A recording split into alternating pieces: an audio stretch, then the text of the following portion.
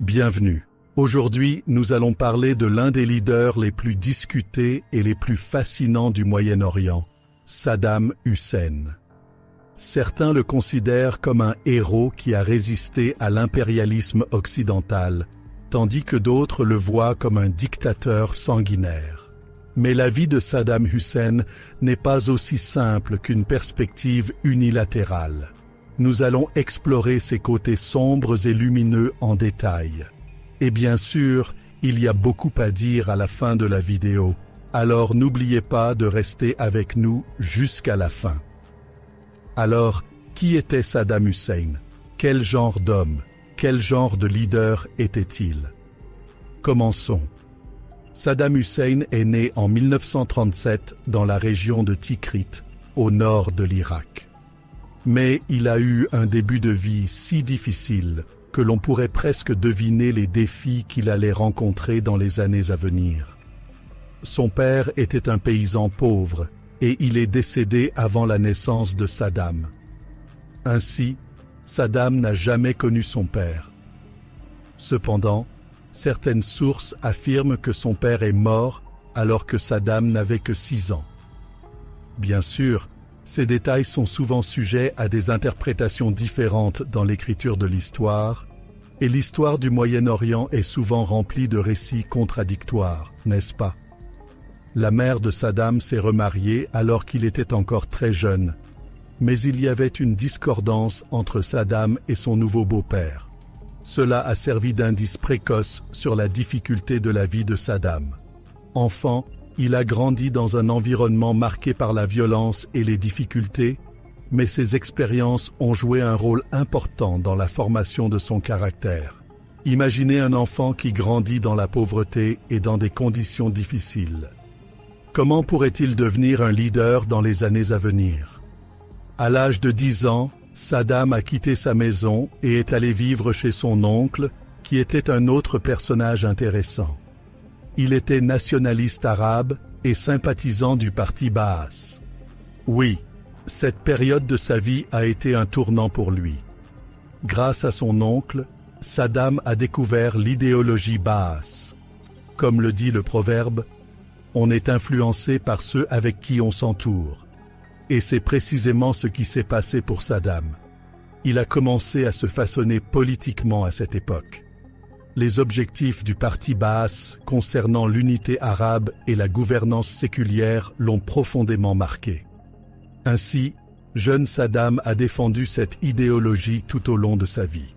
Il n'était pas seulement un leader arabe, mais aussi un représentant d'une idéologie.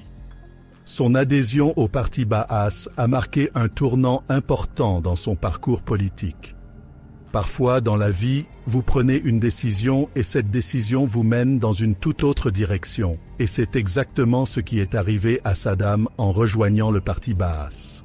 En 1959, après le renversement du roi en Irak et la proclamation de la République, Saddam et ses compagnons ont célébré leur victoire.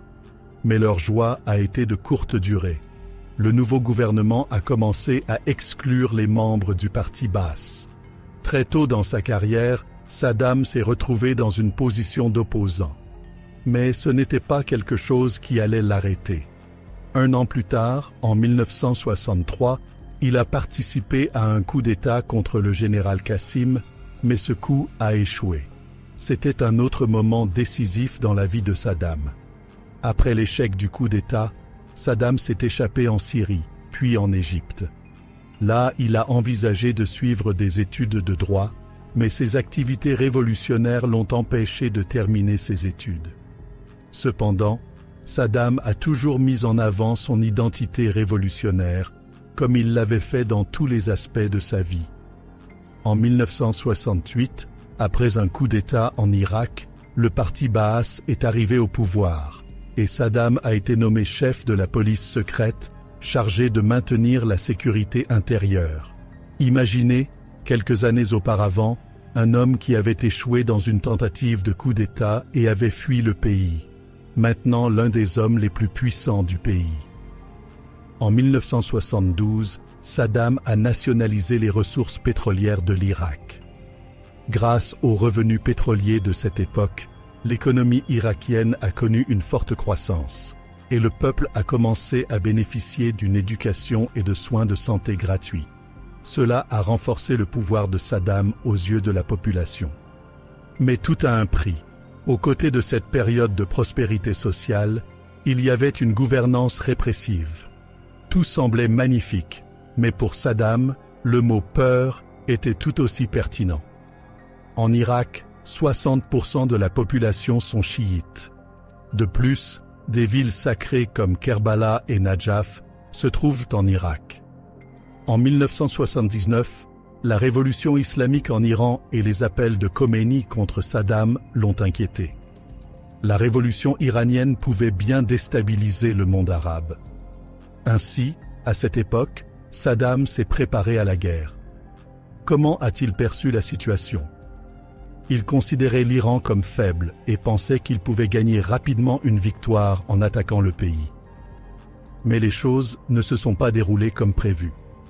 La guerre Iran-Irak des années 1980 a plongé la région dans un chaos interminable.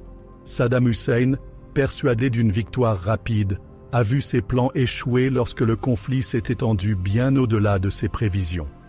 En 1982, confronté à une impasse, il a proposé un cessez-le-feu.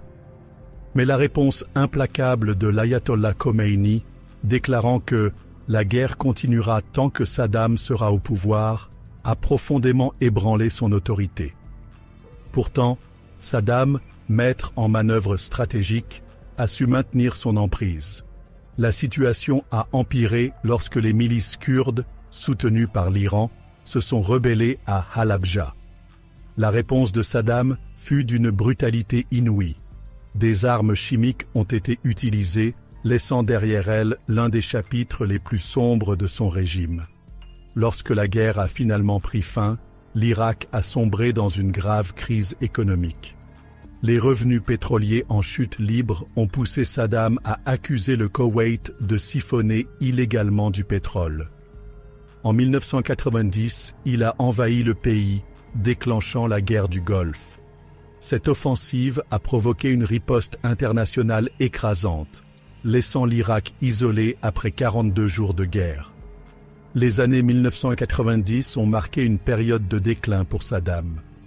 L'Irak, en proie à une crise économique étouffante, faisait face à des sanctions internationales.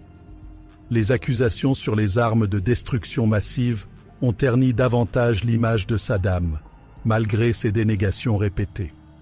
Considéré comme une menace mondiale, il est resté une figure controversée. Saddam Hussein, à la fois héros pour certains et dictateur pour d'autres, a laissé une empreinte indélébile sur l'histoire du Moyen-Orient. Sa vie, marquée par des décisions drastiques et des ambitions démesurées, est une véritable épopée mêlant grandeur et tragédie. Si cette histoire vous intrigue, n'oubliez pas de liker cette vidéo et de vous abonner.